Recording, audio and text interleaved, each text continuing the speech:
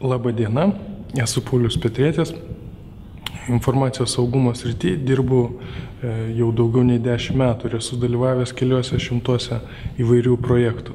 Štai norim pasakyti, kad reikalavimų informaciniam sistemom dar niekada nekėlėm tokių griežtų, kokie jie yra dabar.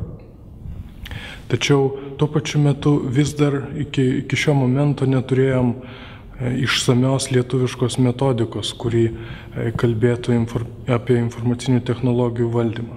Tačiau gera žinia yra ta, kad entuziastų dėka buvo išverstas pasaulinio geriausių praktikų metodikos rinkinys COBIT-as į lietuvių kalbą. Ir noriu Jūs pakviesti lapkričio 23 dieną į renginį, kurio metu ir bus pristatyta šį džiugi žinia. Dalyvauti renginį verta dėl įvairių priežasčių, bet paminėsiu bent kelias, bent 3 svarbiausias priežastis. Pirma priežastis tai yra dėl to, kad savo srities ekspertai pasidalins patirtim, kaip galima COBIT-ą panaudoti įvairiuose informacijos technologijų valdymo aspektuose. Pavyzdžiui, aš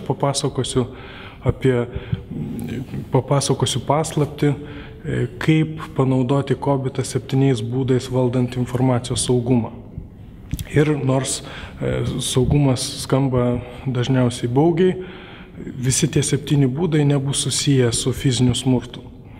Antra svari priežastis, dėl ko verta ateiti į renginį, tai yra dėl to, kad renginio metu vyks diskusija, kada Jūs patys galėsite išreikšti savo nuomonę ir prisidėti prie informacinių technologijų plėtros Lietuvoje. Ir trečia svarbi priežastis yra tai, kad kiekvienas iš Jūsų galėsit dalyvauti loterijoje ir laimėti šviežiai atspausdintą lietuvišką COBIT-o knygą. Tai dar kartą, jeigu norit nedelsdami pradėti taikyti geriausias praktikas savo kalba, ateikit lapkričio 23 dieną į renginį. Laukiam. Iki.